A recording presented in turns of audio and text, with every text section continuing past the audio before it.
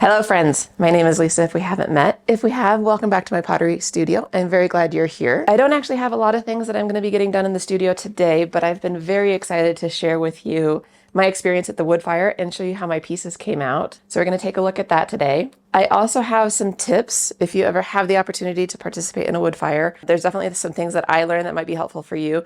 Absolutely take the chance. If you have the opportunity to do it, sign up. But I do have some tips that might help. Other than that, I'm excited to show you my pieces that came out. I've got a bisque kiln that I'm going to unload and just some cleanup stuff that I need to get done. So if that sounds interesting to you, stick around. So if you've been following along, a couple weekends ago, I got the opportunity to participate in a wood fire with some other local potters that aren't too far from me. I've never done that before, so I've never put pieces in a wood kiln. Actually, I've never really done much with any kind of atmospheric firing. And just a little background on that for folks that aren't familiar, or for my parents.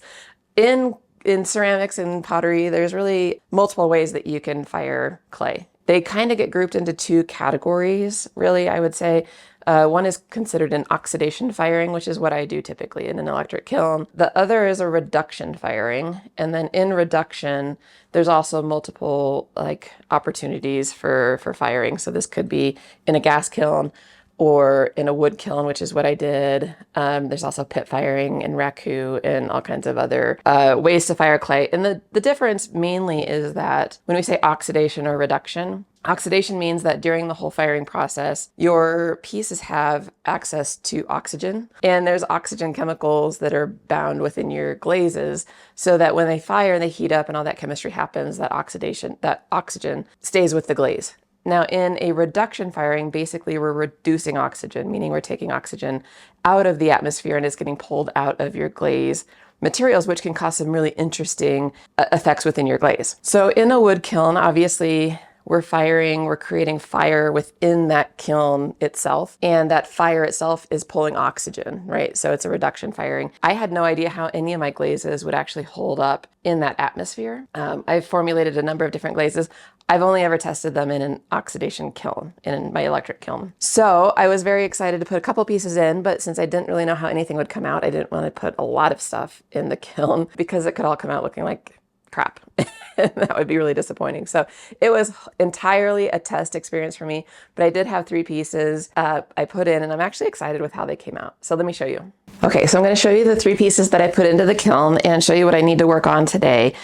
So I mentioned I did 2 cylinders for these 2 guys. They just had a little, I don't know, interesting decal on them to kind of mimic aspen trees. These are my 2 purple glazes. These are glazes that I'm very proud of having formulated. And then I put in 1 mug and, oh my God, almost broke them right there. Well, what happened is on these cylinders, the wadding, you can see the glaze did run enough to stick that wadding to it. So today I'm going to try to break this off and grind it down, and we'll see how that works out. If it doesn't, it's not that big a deal. I'm still very pleased with just the learning experience, but I had the same issue on this one. So you can see that wadding is still stuck there. That's why they won't sit flat, and I almost toppled them over. So I'll put them upside down for now. And then I put in a mug with a fun little moose and tree design.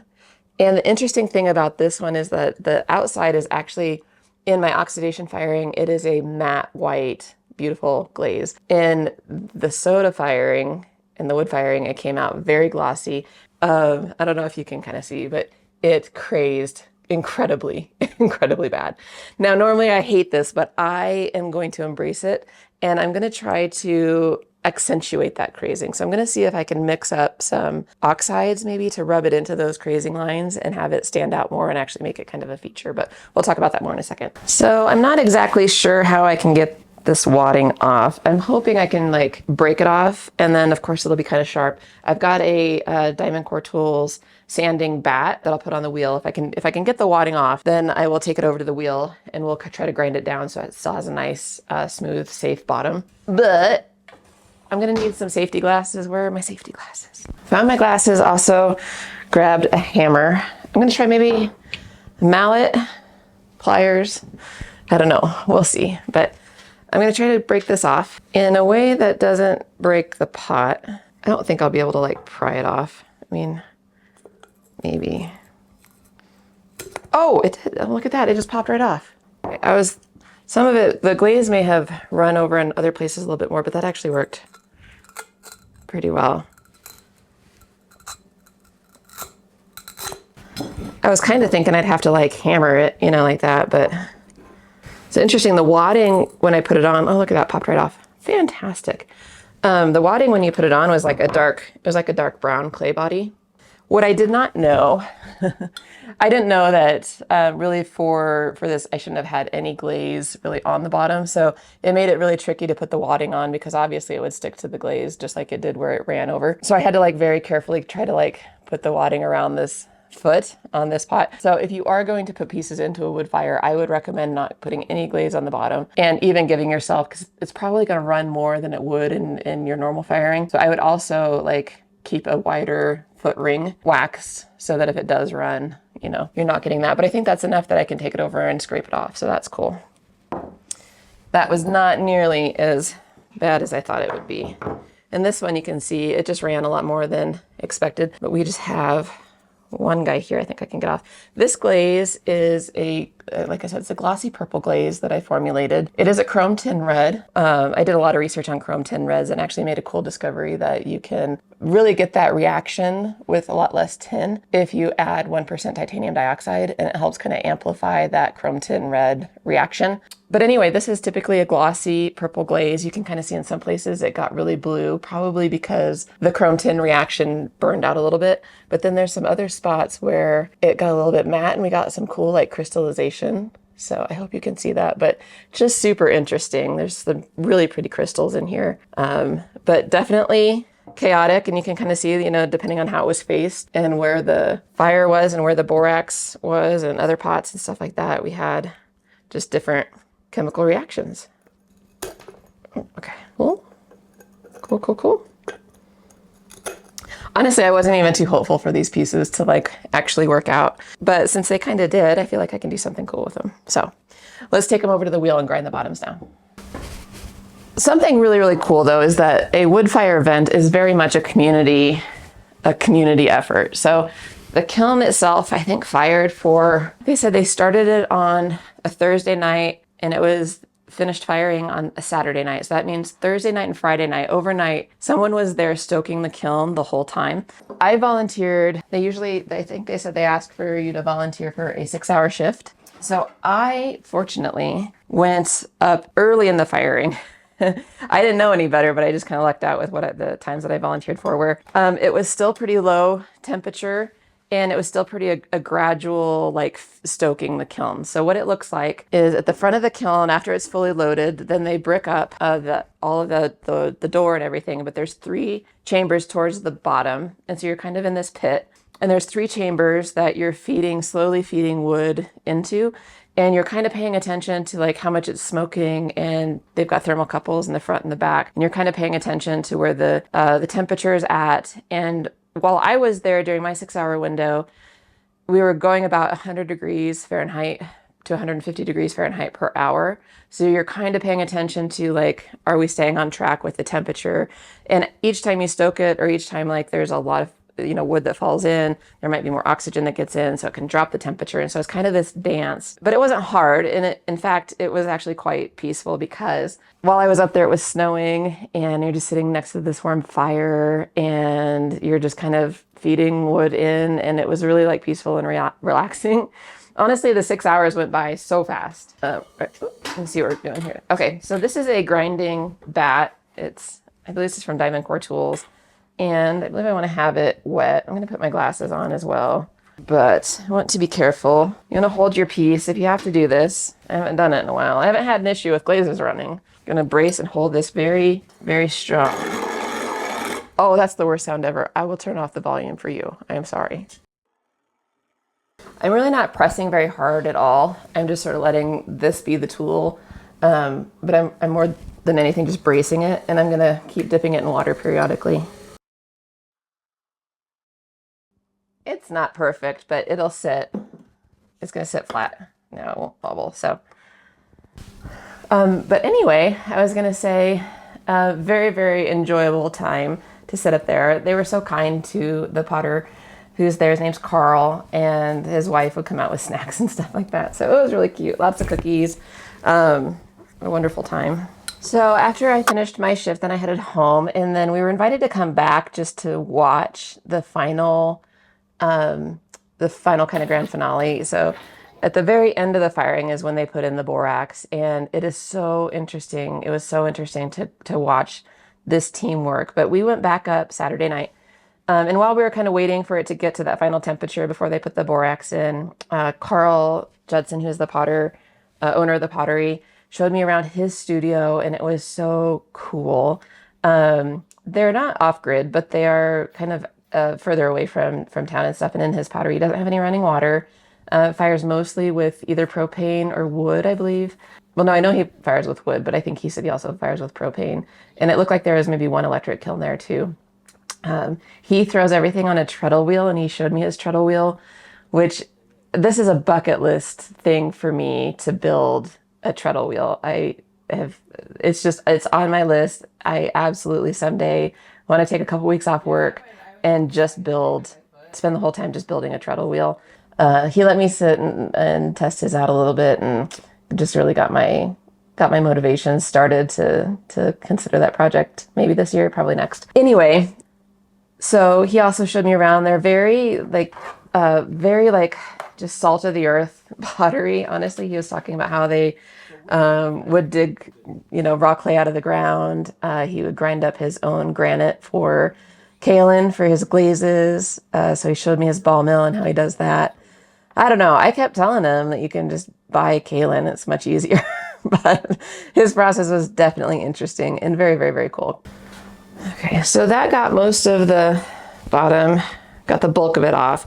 I'm going to come back around with a couple different, I got a sanding pad and some of these Kemper tools. I'm going to see if I can just get a little bit more cleaned off. Kind of. So anyway, after we got back there Saturday night, the kiln was a lot hotter. It was a lot hotter. And there was actually fire coming out of all of the kind of portals where they were stoking it.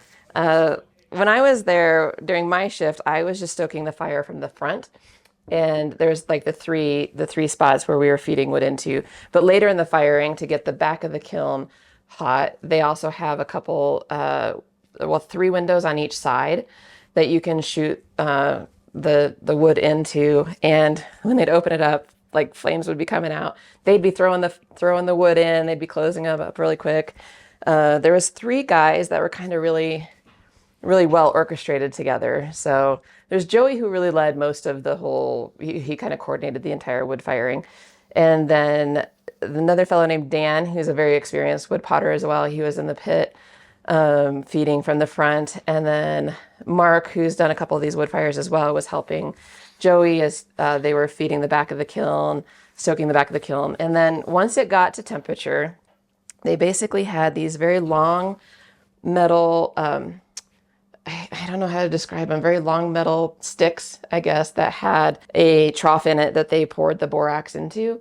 And so one of them would open one of the ports or windows, I guess, to feed, and they would come around, and he would take this whole long stick with the borax in it and flip it over, pour it out or pull it out, close that one. And he did that several times around each spot in the kiln. And that introduced like that chemistry, that chaos that creates the really interesting effects on your glazes. I know I'm not the only potter that does this, but if you're ever checking to see if you got it all, I always go around my cheek. So anyway, between Mark and Joey and Dan, I mean, the 3 guys, they were just so well coordinated. It was really like a dance. They're all paying attention to the temperature in the front and the back to work together to know like where to stoke and when to add the borax and when to close up the ports in the front. And it was just something wild to see because they were like a finely tuned machine. I just stood out of the way. I chatted with Carl, watched as they worked their magic. You do want to take a mask if you are going to go to that portion of a firing where they're adding in the chemicals, because there's a lot of it that comes out in the chimney and in the fumes and stuff. So if you are going, I did not take a mask. I kind of regretted it, but I would also just kind of stand back out of the way as they were And then at the end, they slowly bricked up the front chambers, and they used that same wadding material, I think, that same high refractory clay body to kind of like pack it, make it grout sort of in between the bricks to close in those spots of the kiln and to let it kind of retain that heat without having that kind of open space, and it let the kiln cool down a lot slower.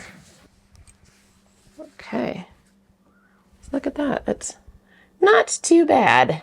Not too bad. This one is my matte purple glaze. So it's formulated to be a matte glaze. It got a little bit glossy in places. Again, just a lot of chemistry, chaos going on there. But what I love about this one is there's spots where some of the cobalt doesn't come through as much. You get a little bit more of the red, purple, purpley pink. It's a little varied. So I hope you're seeing that color. All right, now for this mug. As I mentioned, it was a matte white glaze. It was designed to be a matte white glaze, but in this firing, it came out as a glossy glaze, and it crazed crazy bad. If you're not familiar with crazing, it is basically tiny little cracks all throughout the clay, all throughout the glaze. And it can be referred to as a crackle glaze. If you wanted this effect, you call it a crackle glaze. Otherwise, in my book, crazing is really a glaze flaw. It's something I try to avoid at all costs.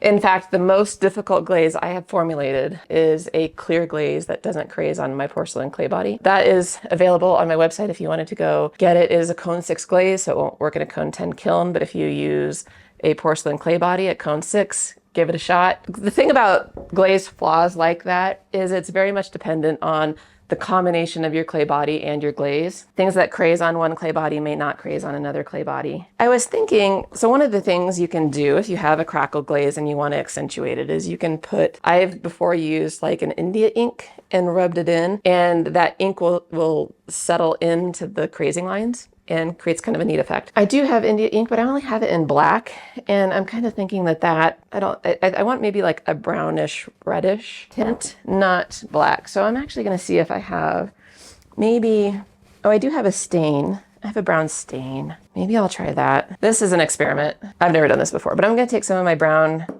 this is a mason stain, and I'm just going to create like a little wash. So let me get a cup, not a lot, and then use a sponge to rub it into the mug. Let's see what happens. But I have plenty. A syringe. I thought about just using coffee.